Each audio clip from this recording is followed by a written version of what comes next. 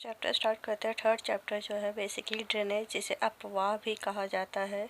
सबसे पहले हम देखते हैं कि पानी की क्या स्थिति है विश्व में।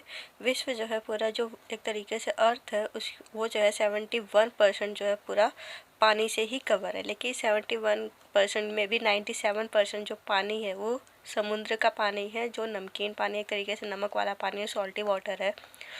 तो हमारे पास बचता कितना है? सिर्फ 3% पानी, जो हमें एक तरीके से फ्रेश वाटर जो हम यूज़ करने लायक हमारे है। लेकिन इस 3% में भी 3/4 मतलब 3/4 हिस्सा जो है वो आइस के रूप में, मतलब बर्फ़ के रूप में हमारे पास अवेलेबल है। अब चलते हैं ड्रेनेज पर। ड्रेनेज का मीनिंग क्या होता है? बेसिकली एक रिवर सिस्टम जो होता है, जिसे अपवाह कहा जाता है हिंदी में। एक किसी भी क्षेत्र में जो नदी है, जो एक ही नदी जो है बहती है, उसको जो है पानी का जो बहना होता है, निकासी होती है, जल निकासी, उसे ड्रेनेज कहा जाता है। ड्रेनेज बेसिन का किसे कहते हैं देखते हैं। एक तरीके से अपवाह द्रोणी जिसे कहा जाता है हिंदी में। एक सिंपल सा है कि एक सिंगल जो रिवर सिस्टम है वो जो अपने आसपास के इलाके में जो है पानी जो है प्रवाहित करती है, ड्रेनेज बेसिन कहलाता है। और कहा जाता है कि जो वर्ल्ड लार्जेस्ट ड्रेनेज बेसिन है वो अमेजन रिवर है एक तरीके से। नेक्स्ट चलते हैं, रिवर सिस्टम जो है एक नदी तंत्र जो है वो ये होता है कि जब एक रिवर बहती है तो उसके साथ बहुत सारी ट्रिब्यूटरीज, एक तरीके से यहाँ देखिए, अगर आप जो है मैप ये फिगर देख पा रहे हैं तो एक मेन नदी ये बह रही है। इसके आसपास जो है कुछ छोटी छोटी नदियाँ जो है आके इसको जो है ज्वाइन करती है, उसको सहायक नदी या ट्रिब्यूटरीज कहा जाता है। ये जो है रिवर सिस्टम कहलाता है, ठीक है, नदी तंत्र कहलाता है। नेक्स्ट चलते हैं water divide. Water divide basically क्या होता है? जल विभाजक जिसे कहा जाता है। यहाँ पे देखिए, स्ट्रीम 1 एक नदी है, स्ट्रीम 2 दूसरी नदी है। इन दोनों के बीच में जो जगह ये तैयार हो जाती है, जो दोनों को अलग करती है, ये एक पहाड़ भी हो सकता है, छोटा सा जो है नदी अपने साथ बहुत सारी चीज़ें लेकर आती हैं, जैसे जो वेस्टेज वगैरह लेकर आती है, सिल्ट वगैरह, वो इकट्ठा होता जाता है, तो वो भी कई बार ऐसे एक ऊंची ऊंचाई के फॉर्म में आ जाता है। तो इसकी वजह से नदी जो है 2 पार्ट्स में डिवाइड हो जाती है। तो उस जगह को जिसकी वजह से वो डिवाइड होती है, अलग होती है, विभाजन होता है नदी का, उसे वाटर डिवाइड या जल विभाजक कहा जाता है। ठीक है, नेक्स्ट चलते हैं हम। आपका सबसे इम्पोर्टेंट जो है एक तरीके से क्वेश्चन है हिमालय रिवर्स और पेनिनसुलर रिवर्स, जिसे हिमालय नदियाँ और प्रायद्वीपीय नदियाँ भी कहा जाता है। एक इसमें जो है देखिए, हिमालय नदियाँ और प्रायद्वीपीय नदियाँ, इसको समझते हैं हम। सबसे पहले हिमालय नदियों के बारे में जानते हैं कि सबसे पहले हिमालय नदियाँ क्या होती है? प्रीनियल होती हैं, ठीक है, ये देख रहे हैं आप। बेसिकली प्रीनियल अर्थात बारहमासी होती हैं। बारहमासी का मतलब क्या होता है? इसमें पानी क्या रहेगा? थ्रू आउट द ईयर, मतलब पूरे साल जो है, थ्रू आउट द ईयर, पूरे साल इसमें पानी रहेगा ही रहेगा। क्यों रहेगा?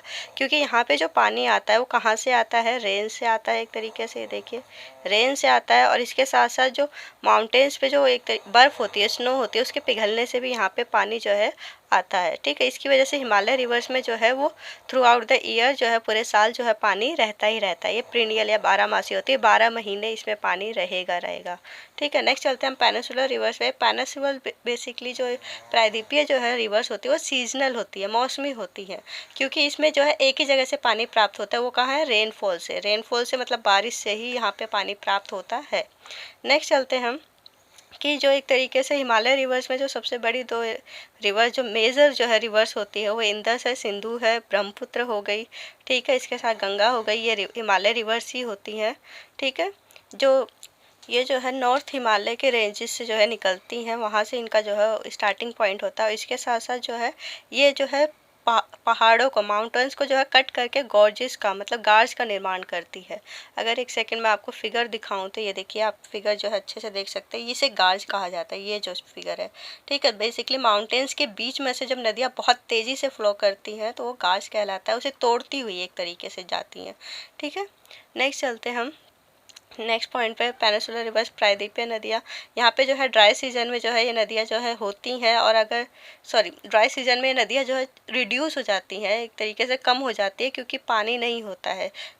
एक तरीके से बारिश का ही पानी नहीं मिल पाता है। अगर सूखा होगा तो वो जो है एक तरीके छोटी छोटी जो है धाराओं में जो है परिवर्तित हो जाती है, चैनल्स में चेंजेस हो जाते हैं, और कई बार तो पूरी तरीके से सूख भी जाती हैं, ठीक है। नेक्स्ट चलते हैं हम हिमालय रिवर्स में। हिमालय रिवर्स बेसिकली ये जो है बहुत रास्ता जो है लॉन्ग कोर्सेज, बहुत लंबा रास्ता जो है ये तय करती हैं, और ये जो है कहाँ तक जाती हैं? बिल्कुल सी तक, मतलब कि समुद्र में जाकर एट लास्ट ये मिल जाती हैं।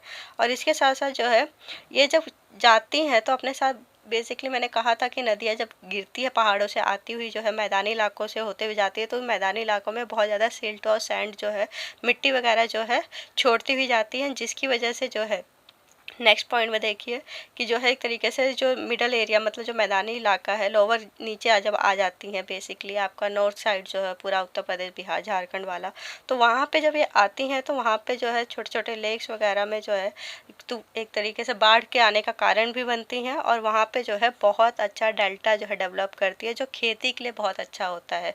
ठीक है, इसके साथ यहाँ पे देखते हैं पेनिनसुलर रिवर्स में बेसिकली ये बहुत शॉर्ट होती हैं, छोटी होती हैं, सैलोवर मतलब उथली हुई होती है, इनमें ज़्यादा गहराई नहीं होती है। अगर मैं हिमालय नदियों की बात करूँ तो बहुत ज़्यादा गहरी मानी जाती हैं।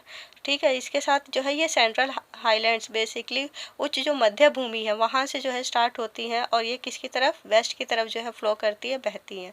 ठीक है, और इसके साथ साथ अगर मैं बात करूँ प्रायद्वीपीय नदियों की, तो इसमें जो है ये ज़्यादातर जो है ओरिजिनेट मतलब स्टार्टिंग जो इनका पॉइंट होता है, स्टार्ट जो होती है वो वेस्टर्न घाट से स्टार्ट होते हुए जो है बे ऑफ बंगाल की तरफ जो है ये जाती हैं।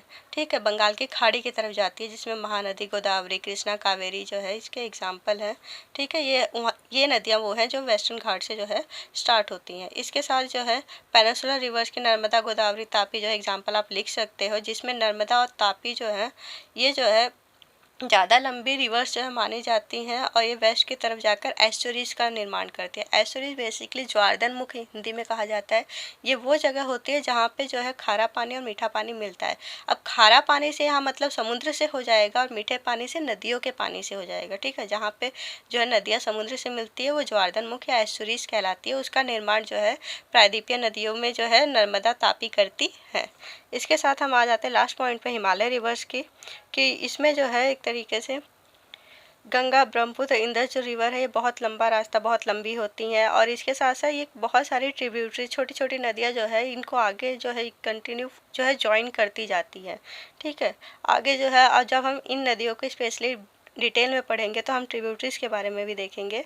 अब आगे चलते हैं, बढ़ाते हैं चैप्टर आगे। इसके साथ हिमालय रिवर्स में सबसे पहले हम इंदस रिवर सिस्टम पढ़ेंगे, बेसिकली सिंधु नदी, द्रोणी जो है उसके बारे में पढ़ेंगे। तो ये कहाँ से शुरू होती है, ये जो है मानसरोवर जो लेक है तिब्बत में उसके पास से जो है निकलती है, और ये वेस्ट की तरफ फ्लो होते हुए जो है इंडिया में लद्दाख में जो है एक तरीके से एंटर करती है, और यहाँ पे जो है क्या बनाती हैं, गार्ज बनाती हैं। ठीक है, और ये जो है एक तरीके से इंडस जो है साउथ वर्ड्स दक्षिण की तरफ जो है बहती हुई जो है अरेबियन सी जो है सी में मिलती है, और ये कराची के ईस्ट से मिलती है। इसके साथ आगे चलते हैं कि इंदस जो है बेसिकली प्लेन में जब एंटर करती है तो वहाँ पे बहुत शांति से बहती है, अर्थात वहाँ पे इसका वेग जो है बहुत तेज़ नहीं होता है, बहुत स्लोली बहुत जेंटली जो है वहाँ से होती है, और इसकी जो एक तरीके से लेंथ है ये जो है 2900 किलोमीटर है, और ये जो है एक तरीके से वर्ल्ड की जो लंबी रिवर्स है उनमें से एक गिनी जाती है। और इसके साथ साथ ये जो है इंडिया का अगर मैं बात करूँ तो वहाँ पे लद्दाख, जम्मू कश्मीर, हिमाचल प्रदेश, पंजाब जैसे, और यहाँ पे इंडिया में तो इन जगहों पर है, लेकिन बाकी का जो हिस्सा है वो पाकिस्तान में है इसके। ठीक है, और इसीलिए जो है भारत और पाकिस्तान के बीच में इंदस वाटर ट्रीटी जो है 1960 में हुई थी, सिंधु जल संधि समझौता जिसे कहा जाता है, इसके जो अकॉर्डिंग है ये जो है एक तरीके से India can use only 20%, Bharat जो है इसका 20% वाटर जो है यूज़ करेगा, और इसके लिए जो है ये 20% जो है वो पंजाब में इरिगेशन, हरियाणा और एक तरीके राजस्थान जैसे इलाकों में जो है इरिगेशन के लिए मतलब सिंचाई जैसे कामों के लिए यूज़ करेगा, लेकिन 20% पूरा अभी तक ऐसा कोई योजना भारत ने बनाई नहीं है, बांध वगैरह नहीं बनाए हैं जिसकी वजह से वो यूज़ कर सके, तो मोस्ट ऑफ जो पानी है वो पाकिस्तान ही यूज़ करता है। इसके साथ नेक्स्ट चलते हैं हम गंगा रिवर सिस्टम में। इस जो है एक तरीके गंगा नदी द्रोणी के बारे में बात करते हैं, तो ये जो है गंगा जो एक तरीके से निकलती है जो भागीरथी फॉर्म में, वो जो है गंगोत्री ग्लेशियर से निकलती है, और बाद में उत्तराखंड तक पहुँचते पहुँचते अलकनंदा जो इसकी एक और जो है ट्रिब्यूटरी कह सकते हैं, वो उत्तराखंड के देवप्रयाग में इससे मिलती है। और इसके साथ कहते हैं कि हरिद्वार से जो है गंगा जो है एक तरीके से मैदानी इलाकों में, प्लेन्स में जो है प्रवेश करती है, स्टार्ट हो जाता है। इससे पहले जो है उत्तराखंड, देवप्रयाग या भागीरथी जो गंगोत्री ग्लेशियर से निकल रही है, सारा माउंटेनी इलाका है। ठीक है, पहाड़ों से है, और जब ये मैदानों में एंटर करती है तो वो हरिद्वार से स्टार्ट होता है। इसके साथ जो इसकी ट्रिब्यूटरीज है यमुना, वो यमुनोत्री ग्लेशियर से निकलते जो हिमालय से ही आ रही है, और ये जो है एक तरीके से जो है और ये गंगा के समानांतर बहती हुई जो है इलाहाबाद में जो है जाकर गंगा से मिलती है, ठीक है। और इसके साथ इसकी और भी जो है नदियाँ जो है, जो इसकी ट्रिब्यूटरीज ही है, घाघरा हो गई, गंडक हो गई, कोसी हो गई, ये कहाँ, नेपाल के जो हिमालय वहाँ से निकलती है। और इसके साथ साथ जो है ये धीरे धीरे, और इसी इसी वजह से, इन्हीं नदियों की वजह से नॉर्थन प्लेट जो एक तरीके से उत्तरी मैदान है, वहाँ बाढ़ आता है जी, और बहुत ज़्यादा संपत्ति का या फिर जो है चीज़, जो जान माल है उसकी हानि होती है। और ये जो बाढ़ आने की वजह से जो मिट्टी वगैरह ये नदी अपने साथ लेकर आती है, सिल्ट वगैरह, उसकी वजह से यहाँ की जो मिट्टी है वो बहुत ज़्यादा उपजाऊ होती है, और ये एग्रीकल्चर के लिए, खेती के लिए बहुत यूज़फुल होती है। इसके साथ साथ जो इसकी मेन ट्रिब्यूटरीज है जो पेनिनसुलर निकलती है, इसमें चंबल, बेटवा और जो है सन जो है इसमें से आ जाती है, सोन नदी बेसिकली इसे कहा जाता है, चंबल, बेतवा, सोन नदी, ये सारी जो है इसकी ट्रिब्यूटरीज हैं। और इसके साथ ये जो है प्रायद्वीपीय नदियों में से एक ही है, और इसकी वजह से इसमें जो है ज़्यादा पानी नहीं होता है, ठीक है। एक तरीके से अर्ध शुष्क इलाके से जो है निकलती है ये। और इसके आगे अगर हम देखते हैं तो नमामि गंगे करके प्रोग्राम जो है वो एक इंडिया की जो नदी है गंगा, उसको साफ़ करने के लिए जो है स्टार्ट किया था इंडियन गवर्नमेंट ने, ठीक है, जो सेंट्रल गवर्नमेंट है उसने शुरू किया था और 2014 में, जिसके अंतर्गत जो है इसको जो है पॉल्यूशन फ्री करना था, इसके पानी को जो है सुरक्षित करना था, ठीक है, ताकि ये जो गंगा है वो फिर से पहले जैसी जितनी क्लीन थी उतनी हो सके। अब आगे चलते हैं कि ये आगे बहते हुए जो है बांग्लादेश में जो है दक्षिण से जो एंटर करती है, और इसके साथ साथ ब्रह्मपुत्र से मिलती है, और वहाँ पे इसे मेघना नाम से जाना जाता है, ठीक है। और फिर जो है ये गंगा ब्रह्मपुत्र जो है वो बे ऑफ बंगाल, बंगाल की खाड़ी में जो है गिरती हैं, और वहाँ पे जो है ये एक और डेल्टा का निर्माण करती है, जिसे आपको अच्छे से याद रखना है, सुंदरबन डेल्टा का निर्माण करती है। और इसका नाम सुंदरबन क्यों रखा, क्योंकि वहाँ पे सुंदरी नाम के जो पेड़ है, ट्री है, वो बहुत ज़्यादा जो है एक तरीके से पाए जाते हैं, और ये कहा जाता है कि ये जो है सबसे तेज़ी से जो है विकसित होने वाला जो डेल्टा है वो है। और यहाँ पे जो है रॉयल बंगाल टाइगर भी पाए जाते हैं इस एक तरीके से जगह पे। इसके साथ साथ जो है गंगा की अगर हम लेंथ की बात करें तो 2500 किलोमीटर जो है। और इसका जो एक वाटर डिवाइड क्या होता है मैं आपको स्टार्टिंग में ही बता चुकी हूँ। तो एक नदी का जो इंदस और गंगा रिवर सिस्टम का जो वाटर डिवाइड है, उस जगह को अम्बाला नाम से जो है शहर से विकसित किया गया है, अम्बाला के नाम से जाना जाता है, उसके वाटर डिवाइड पे यह शहर विकसित है। और एक तरीके से ये जो है 1800 किलोमीटर जो है लंबा है। इसके साथ इसकी जो एक तरीके से ढाल है या जो गहराई है 300 मीटर है, ठीक है। इसके साथ हम नेक्स्ट चलते हैं Brahmaputra river system. Brahmaputra river system की बात करें तो ये तिब्बत के ईस्ट में, मानसरोवर के ईस्ट से जो है निकलती है, और इसके साथ जो है ये इंदस और सतलुज का जो सोर्स है वहीं के पास से निकलती है। और कहा जाता है कि ये इंदस से थोड़ी सी लंबी है, लेकिन दिक्कत ये है कि इसका भी ज़्यादातर हिस्सा, जैसे इंदस सिंधु नदी का जो कुछ हिस्सा जो है पाकिस्तान में था, वैसे ही ब्रह्मपुत्र का ज़्यादातर हिस्सा जो है भारत से बाहर है, बेसिकली चाइना हम कह सकते हैं, उसके बाद वो बांग्लादेश में भी जाती है। तो इसीलिए जो है इसका ज़्यादातर हिस्सा जो है भारत के बाहर है। और ये जो है एक तरीके से जब ये इसका उद्गम स्थान है, वहाँ से जो है ये हिमालय के पैरेलल, उसके समानांतर जो है बहती है। और ये भारत में एंटर कब करती है, एक तरीके से अरुणाचल प्रदेश में। अगर आपको मैप में ये आप देख पा रहे होंगे मैप में कि एक सांगपो नदी जो है यही अंदर आके जो है एक तरीके से दिहांग फिर ब्रह्मपुत्र नदी के रूप में जानी जाती है।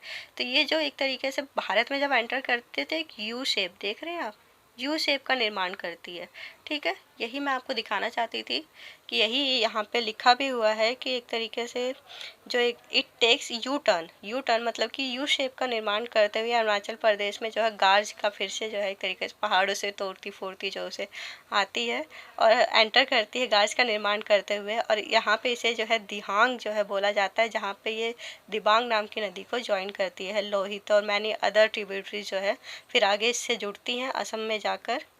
और जब ये भारत में एंटर करती है तो नामचा बारवा नाम के एक पहाड़ से, जो इसकी ऊंचाई जो है 7757 मीटर है, वहाँ से जो है यू टर्न करती है, ठीक है। इसके साथ आगे हम चलते हैं कि ब्रह्मपुत्र को जो है सांगपो नाम से तिब्बत में जाना जाता है और जमुना नाम से जो है बांग्लादेश में जाना जाता है। इसके साथ आगे चलते हैं कि तिब्बत में जो है एक तरीके से ये जो रिवर है ये बहुत कम इसमें वाटर बहुत कम होता है और सिल्ट भी बहुत कम होता है। क्यों? क्योंकि जिस इलाके में, अगर मैं तिब्बत के इलाके की बात करूँ तो वो कोल्ड है, ठंडा है, ड्राई है, सूखा है, शुष्क है बेसिकली। इसकी वजह से जो है तिब्बत का जो इसका हिस्सा है वहाँ पे जो है वाटर की, मतलब पानी की और सिल्ट की मात्रा बहुत कम होती है इस पानी में। लेकिन इन इंडिया, जब ये इंडिया में आती है तो ये जो है एक तरीके से उन जगहों से होते हैं। अरुणाचल प्रदेश वाला इलाका वो जगह है जहाँ पे बहुत रीजन ऑफ हाई रेनफॉल, वहाँ पे बारिश बहुत ज़्यादा होती है, जिसकी वजह से इसमें पानी भी बढ़ जाता है, लार्ज वॉल्यूम ऑफ वाटर, पानी भी बढ़ जाता है और सिल्ट की मात्रा भी बढ़ जाती है। ठीक है। और इसके साथ साथ जो है ब्रह्मपुत्र है, इसके बाद जब भारत में आती है तो ये असम जैसी जगहों पे जो है बहुत सारी रिवर लाइन आइलैंड का जो है निर्माण करती है, मतलब कि एक तरीके से नदी या द्वीपों का निर्माण करती है। इसके साथ आगे चलते हैं कि ये जो है, इसके साथ आपको ये भी याद रखना होगा कि नदी जो है अपने साथ जब आती है, स्पेशली ब्रह्मपुत्र नदी, बाकी नदियों में ये चीज़ कम पाई जाती है लेकिन ब्रह्मपुत्र नदी में जब ये आती है तो सिल्ट वगैरह की मात्रा इसमें इतनी ज़्यादा होती है कि कई बार ये ऐसी नदी का रास्ता रोक देते हैं और इस नदी को जो है अपनी जो धाराएं हैं उसमें जो है परिवर्तन, एक तरीके से डायरेक्शन में चेंजेस करने पड़ जाते हैं। ठीक है। नेक्स्ट चलते हैं हम पेनिनसुलर रिवर्स पे, प्रायद्वीपीय नदियों पे। अगर मैं प्रायद्वीपीय नदी की बात करते तो सबसे पहले नर्मदा बेसिन आता है। नर्मदा नदी, इसकी जो शुरुआत है वो अमरकंटक हिल्स जो मध्य प्रदेश में है उससे जो है शुरुआत होती है और ये जो है उड़ीसा से बहते हुए जो है एक तरीके से जो है ये वेस्ट की तरफ बहती हुई जो है भ्रंश घाटी में बहती है। इसके साथ साथ ये जो है बहुत ज़्यादा एक तरीके से दर्शनीय स्थल बनाती है जिसको देखने में मज़ा आए, जैसे कि वाटरफॉल्स हो गए, जो धुआंधार प्रपात इसमें लिखा भी हुआ है कि उसका निर्माण करती है, जो बहुत ज़्यादा नोटेबल होते हैं। लोग वहाँ जाकर इसको देखना पसंद करते हैं और ये नदी मध्य प्रदेश और गुजरात से होकर बहती है। इसके साथ जो है नमामि देवी नर्मदे कह के जो है, इसके लिए भी मध्य प्रदेश सरकार ने जो है एक तरीके से राज्यों में बहती है तो ये जो मध्य प्रदेश की सरकार है, राज्य है, वहाँ पे जो है इसके एक तरीके कंजर्वेशन के लिए, इसकी सुरक्षा के लिए, इसको पॉल्यूशन फ्री करने के लिए जो है गवर्नमेंट ने स्कीम चलाई है। जैसे नमामि गंगे था गंगा के लिए, वैसे इसके लिए जो है नमामि देवी नर्मदे स्टार्ट किया गया था। ठीक है। इसके साथ नेक्स्ट चलते हैं तापी बेसिन, तापी नदी के बारे में। ये जो है सतपुरा रेंजेस से जो है निकलती है, मध्य प्रदेश जो है के बैतूल डिस्ट्रिक्ट से, ज़िले से निकलती है और ये नर्मदा के बिल्कुल पैरेलल जो है बहती है और जो है पर ये बहुत छोटी होती है, मध्य प्रदेश, गुजरात, महाराष्ट्र से होकर बहती है और इसके साथ साथ जो है ये जो है कोस्टल प्लेन्स के बीच में बहती है, जिसकी वजह से बहुत नैरो होती है, मतलब संकीर्ण होती है, छोटी सी, जिसे पतली सी कह सकते हैं आप। वेस्टर्न घाट और अरेबियन सी के बीच का जो कोस्टल प्लेन्स है उसके बीच में बहती है। ठीक है। नेक्स्ट चलते हैं हम गोदावरी बेसिन पे। गोदावरी बेसिन जो है बेसिकली ये भी जो है महाराष्ट्र के नासिक डिस्ट्रिक्ट से निकलती है, उसके वेस्टर्न घाट से बेसिकली, और ये 1500 किलोमीटर जो है लंबी है और ये जो है कहाँ गिरती है, बे ऑफ बंगाल में गिरती है। महाराष्ट्र, मध्य प्रदेश, उड़ीसा, इन जगहों से होकर निकलती है, नदी बहती है बेसिकली। और इसके लिए सबसे इम्पोर्टेंट चीज़ जो आपको याद रखने वाली है वो इसका लास्ट पॉइंट है बेसिकली। कई नदियाँ जो है इसके साथ आकर जो है ट्रिब्यूटरीज मिलती हैं, जैसे पूर्णा हो गया, वर्धा हो गया, परिणीता हो गया, मंजरा, वेन गंगा, पेन गंगा। ठीक है। तो इसकी जो लास्ट की 3 ट्रिब्यूटरीज है, मंजरा, पेन गंगा, वेन गंगा, ये जो है थोड़ी सी बड़ी होती हैं, जिसकी वजह से जो है लार्ज होती हैं, जिसकी वजह से जो है ये गोदावरी नदी को जो है और जो है उसमें पानी ज़्यादा जो है एक तरीके से भरती हैं और ये जो है और गोदावरी नदी की लंबाई को बढ़ा देती हैं, जिसकी वजह से इसे जो है दक्षिण की गंगा, दक्षिण गंगा, जिसे वर्ड आपको देख रहे होंगे, दक्षिण गंगा कहा जाता है। तो ये जो है ज़्यादा एरिया कवर करती है इसकी वजह से, तो इसे दक्षिण गंगा कहा जाता है। ठीक है। इसके साथ हम महानदी बेसिन पे चलते हैं कि ये बेसिकली सेंट्रल हाईलैंड से निकलती है, मध्य उच्च भूमि से, छत्तीसगढ़ से, और ये जो है उड़ीसा की तरफ जो है फ्लो करते हुए, बहते हुए जो है बे ऑफ बंगाल में गिरती है और इसकी लेंथ कितनी है, 860 किलोमीटर। और अगर मैं कृष्णा बेसिन की बात करूँ तो ये जो है महाबलेश्वर के पास जो है निकलती है, वहाँ से स्टार्ट होती है बेसिकली, और इसके साथ साथ जो है ये 1400 किलोमीटर जो है इसकी जो है वो है एक तरीके से लेंथ है, और ये जो है एट लास्ट कहाँ जाती है, बे ऑफ बंगाल में जाती है। नेक्स्ट चलते हैं हम कावेरी बेसिन पे। कावेरी बेसिन की अगर मैं बात करती हूँ तो कावेरी बेसिन जो है ये जो है ब्रह्मगिरी रेंज से जो है निकलती है, वेस्टर्न घाट में है जो है, और ये जो है कुंडलूर, जो तमिलनाडु का जो है एक तरीके से साउथ का इलाका है, वहाँ से जो है बंगाल की खाड़ी में एटलास गिरती है। इसकी जो लेंथ है 760 किलोमीटर है। और इसके साथ साथ जो है कहा जाता है कि इंडिया का जो है सेकंड बिगेस्ट, मतलब दूसरा सबसे बड़ा जो वाटरफॉल है वो इंडिया का कावेरी नदी ही बनाती है, जिसका नाम है शिव समुद्रम। ठीक है, फॉल्स जो है बनाती है। और ये जो है ज़्यादातर जो है एक तरीके से मैंगलोर, मैसूर जैसी जगहों पे जो इलेक्ट्रिसिटी जो है वो सप्लाई की जाती है, वो इसी जो है एक तरीके से वाटरफॉल पे जो है हाइड्रो इलेक्ट्रिक पावर जनरेट किया जाता है, उसके ज़रिए होता है। ठीक है, फिर अब हम लेक्स की बात करते हैं। लेक्स में पृथ्वी के अंदर जो है एक तरीके से कुछ एक्टिविटीज़ होती है जिसकी वजह से बड़े बड़े गड्ढे बन जाते हैं। जब उनमें पानी भर जाता है तो लेक्स कहलाते हैं। और वही जो बहुत बड़े लेवल पे होते हैं, लार्ज स्केल पे होते हैं, यहाँ पे एक तरीके से एक्सटेंड हो जाते हैं, तो वो जो है सीज कहलाते हैं, जैसे कैस्पियन या डड या एरल सी हो गया। और अगर मैं इसके आगे की बात करूँ तो the valley of Kashmir and the famous Dal lake. Basically Dal lake के बारे में आप सबने सुना ही होगा। ये सारी चीज़ें क्या करती हैं, बेसिकली जगह को जो है और ज़्यादा सुंदर बना देती हैं। वहाँ हाउस बोट वगैरह जो है चलाई जा सकती है। टूरिस्ट प्लेस जो है बहुत अच्छा हो जाता है। तो इसके ज़रिए बोटिंग या स्विमिंग जो है वहाँ पे की जा सकती है। दूसरे वाटर गेम्स जो है खेले जा सकते हैं। तो इसकी वजह से हमारी इकोनॉमी को जो है बहुत ज़्यादा फ़ायदा पहुँचाता है। ठीक है, ये आपके बुक के पीछे का बेसिकली क्वेश्चन है कि लेक्स और रिवर्स जो है इकोनॉमिकली जो है कैसे बेनिफिशियल होते हैं, तो उसका एक पॉइंट आप समझ सकते हैं। इसके साथ साथ जो है आगे चलते हैं। मेंडरिंग रिवर एक्रॉस, कई बार नदियाँ भी जो है छोटे छोटे हिस्सों में कट जाती है एक तरीके से। वो जब अपना वो फ्लो चेंज करती है तो उस सिचुएशन में भी कुछ छोटे छोटे जो है लेक्स बन जाते हैं, जैसे चिल्का झील, पुलकित झील जो है उसी का एग्जाम्पल है। इसके साथ साथ जो है कुछ लेक जो है सीजनल भी होती है, मौसम पे डिपेंड करते हैं। जब बारिश होती है तो उसमें पानी इकट्ठा हो जाता है। राजस्थान की सांभर झील जो है उसी का एग्जाम्पल है। और कहा जाता है कि ये जो है खारे पानी की झील है, कि इससे जो है सॉल्ट प्रोड्यूस किया जाता है। ठीक है, और ये आपको याद रखना है। ये मैप में भी आप अगर चाहो तो फिल कर सकते हो। इसके साथ साथ वूलर झील जो जम्मू कश्मीर में है, ये भी जो है एक तरीके से टेक्टोनिक एक्टिविटीज़ की वजह से हुआ है। और ये लार्जेस्ट इंडिया की जो है सबसे बड़ी जो है फ्रेश वाटर झील जो है मानी जाती है। इन्हीं दो पे ज़्यादातर क्वेश्चन आ जाते हैं। ठीक है, मैप में। इसके साथ नेक्स्ट चलते हैं हम कि इसके साथ साथ जो नेचुरल लेक्स है उसके अलावा जो मैनमेड लेक्स भी होती हैं। कई बार जैसे गुरु गोविंद सागर के पास जो है एक लेक बनी है, भाखड़ा नागल प्रोजेक्ट की वजह से जो है गुरु गोविंद सागर नाम की लेक बन गई है। सॉरी, उल्टा बोल गई। भाखड़ा नागल प्रोजेक्ट जो एक तरीके से स्टार्ट किया गया था, उसकी वजह से गुरु गोविंद सागर जो लेक है उसका निर्माण किया गया है हाइडल पावर के लिए। इसके साथ आगे चलते हैं कि लेक्स के यूजेस, उसके इस्तेमाल यूजेस क्या हैं, कि एक तरीके से हेल्प जो है ये करता है पानी के जो बहाव है उसको कंटिन्यू रेगुलेट करने के लिए, एक तरीके से नॉर्मल रखने के लिए। इसके साथ जो जो वर्षा होती है उसका पानी इकट्ठा किया जा सकता है। ठीक है, इकट्ठा करने से क्या होगा कि उस सीज़न में जो है बाढ़ की जो सिचुएशन है वो कम से कम होगी। और जो ड्राई सीजन है, जो आगे शुष्क जो है सूखा मौसम होता है, उसमें जो है इस पानी को हम यूज़ कर सकते हैं।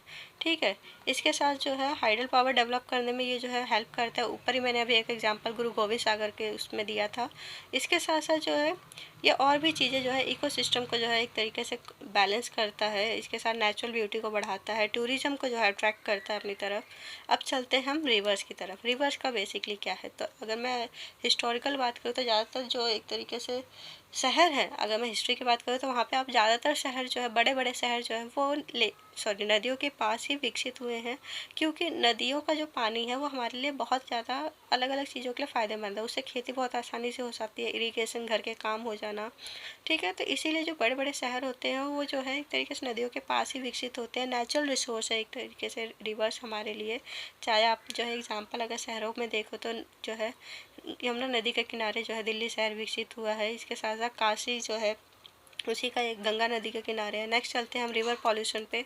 ये तो हम सबको पता ही है, इसको समझाने की ज़्यादा ज़रूरत नहीं होगी आई थिंक, कि एक तरीके से जो हमारा आज की डेट में इंडस्ट्रियल एरिया है या डोमेस्टिक जितने भी काम हो रहे हैं उन सब की जो गंदगी है वो सारी जो है रिवर्स में ही फेंक दी जाती है, जिसकी वजह से जो है पानी जो है वो ख़राब हो रहा है, उसका जो है लेवल भी कम से कम होता जा रहा है, क्योंकि हम ज़मीन से नीचे पानी जो है अलग अलग मशीनें इस्तेमाल करके जो है निकाल रहे हैं, लेकिन हम लेक्स वगैरह बना के या कुएँ वगैरह बना के पानी को स्टोर नहीं कर रहे हैं। जो बारिश का पानी है उसको बह जाने देते हैं समुद्र में, ठीक है।